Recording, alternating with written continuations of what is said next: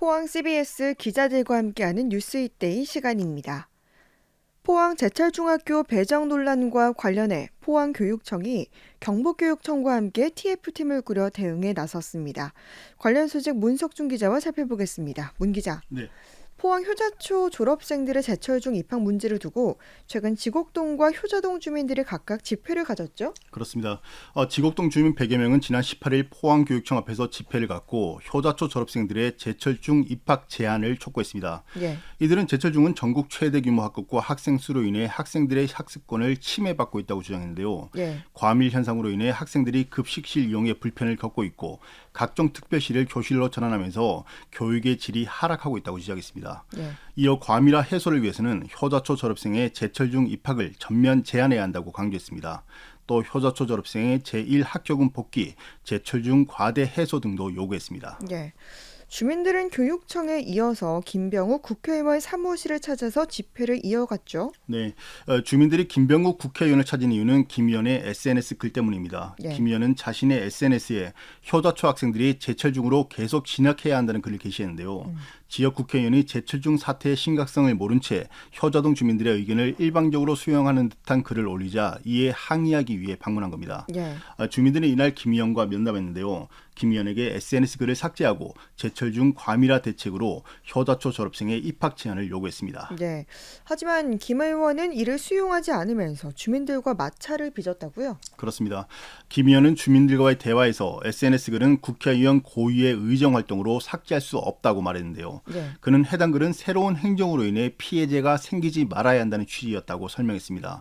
하지만 대화 과정에서 김 의원이 효자초 졸업생이 제철중으로 입학해야 한다는 입장을 밝히면서 주민들과 마찰을 빚었는데요. 예. 지곡 주민들은 효자초 졸업생이 바뀐 행정으로부터 보호받아야 한다면 과밀화로 고통받는 지곡초와 제철조 졸업생은 보호받지 않아도 되느냐고 김 의원을 비판했습니다. 네. 이어 공정과 상식에 맞게 학군 규정대로 시행하면 과밀화가 해결될 텐데 왜 하지 않느냐며 따져 물었습니다. 네. 그럼 김 의원은 뭐라고 답했습니까? 네, 이에 대해서 김 의원은 문제 해결을 위해 제철 중에 시설 추가 건립, 공립학교를 포스코 교육재단에 위탁 운영하는 방안 등을 검토하고 있다고 밝혔는데요. 하지만 내년도 입학 문제 해결을 위한 시간은 얼마 남지 않았습니다. 결국 김 의원이 뜬구름 잡는 식의 대책을 내놓으면서 주민들을 호도하고 있다는 비판이 나온 겁니다. 네. 이번 사태는 결국 잘못 끼워진 첫 번째 단추로 인해 시작됐다는 지적이 나오고 있다고요? 그렇습니다. 이번 사태의 시작은 지난 2009년으로 거슬러 올라갑니다. 예. 당시 효자지구 택지 개발을 마치고 첫 아파트로 SK 1차가 준공됐는데요. 네. 이곳에는 초등학교는 만들어졌지만 중학교는 없었습니다. 이 당초 포항교육청의 학군 방침에 따르면 효자초 졸업생들은 항도중이나 상도중으로 진학하는 제1학군에 편입돼 있었습니다. 예. 하지만 효자 주민들은 항도중이나 상도중 진학을 완강히 거부하며 효자 중학교 건립을 촉구하는 집단 행동에 나섰는데요. 예. 이 효자지구 주민들은 2009년 4월부터 포항교육청 앞에서 잇따라 집회를 열고 교육청이 중학교 건립 기준에 대해 말 바꾸기를 계속하면서 학교 설립을 거부하고 있다 이렇게 주장했습니다. 네. 이어 이로 인해 아이들이 가까운 유강중이나 제철중이 아닌 항도중학까지 통학하면서 불편을 겪게 됐다고 주장하면서 효자중 건립을 촉구했습니다. 네. 하지만 이 효자중 건립은 무산됐죠? 그렇습니다.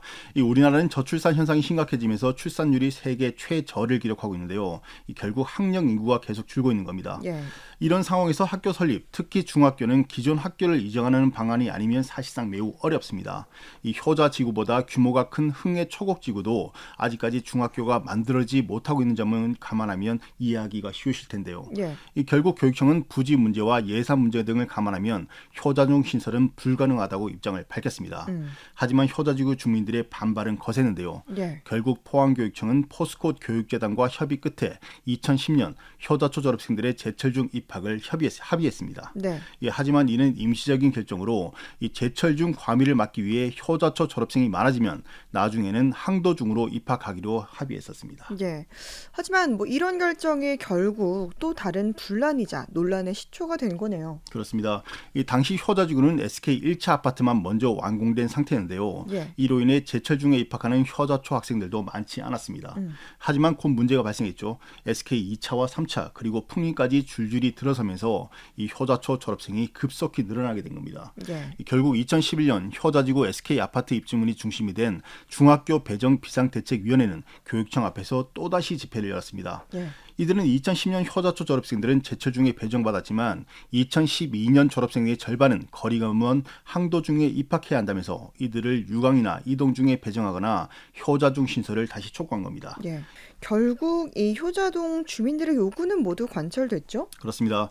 이후 교육청과 효자동 주민들은 몇 달간 밀고 당기는 기싸움을 이어가는데요. 예. 결국 이듬해인 2012년 1월 효자초 예비 졸업생들은 학부모들의 요구대로 제철중학교로 모두 배정됐습니다. 예. 이 효자초 예비 졸업생 100여 명을 제철중과 항도중으로 나눠 배정하려던 계획을 바꿔서 모두 제철중으로 배정하게 된 겁니다. 네. 뭐 이 결정이 나온 이후 포항교육청의 원칙 없이 민원에 휘둘리는 결정이 비판을 받기도 했다고요? 그렇습니다. 이 당시 결정이 내려지자 교육청이 학부모들의 집단 민원에 무기력하게 무너졌다는 비판이 잇따랐습니다. 예. 이 효자지구는 처음 만들어질 때부터 항도중 진학이 예정돼 있었는데요. 하지만 교육청이 학부모들의 민원이 계속 무너지는 모습을 보이면서 도대체 원칙이 뭐냐 이런 지적이 나온 거죠. 예. 일부에서는 지역 학교에 대한 학구 조정이 필요하다는 주장도 나왔는데요.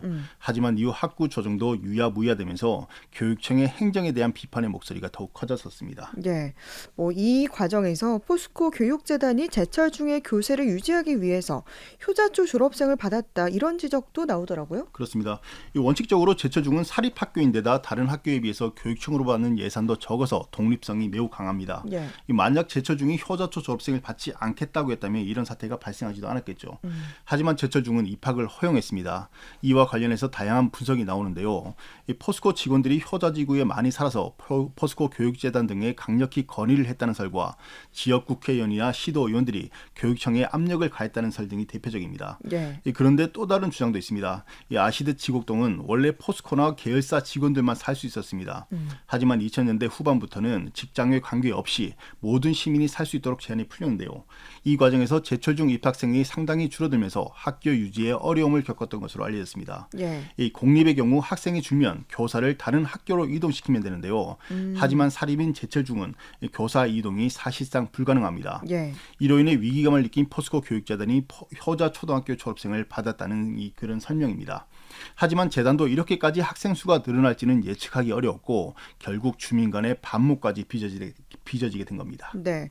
그러니까 결국 이번 사태는 뭐 복합적인 원인이 작용한 거다라고 볼 수 있겠네요. 그렇습니다. 애초 말씀드렸듯 효자지구는 원래 항도중이나 상도중으로 배정받아야 하는데요. 예. 이곳 주민들은 현실적으로 불가능한 효자중 설립을 요구하며 집단 행동을 통해서 아이들을 제철중 배정을 이뤄내게 됐습니다. 예.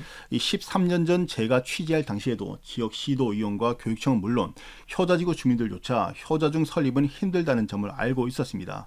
하지만 이런 것들을 협상의 카드로 삼았고 결국 교육청은 이 두 차례나 주민들의 집단 행동에 따른 걸 들어주게 된 겁니다. 네. 물론 좋은 환경에서 아이들을 교육시키겠다는 부모들의 마음을 모르지는 않지만 첫 단추가 집단 행동에 의해서 잘못 끼워지게 되면서 이번 사태가 결국 주민들 간의 충돌까지 빚어지게 된 겁니다. 네. 결국 포항교육청은 문제 해결을 위해서 경북교육청과 함께 TF팀을 꾸리고 해결 방안을 찾겠다고 나섰다고요? 그렇습니다.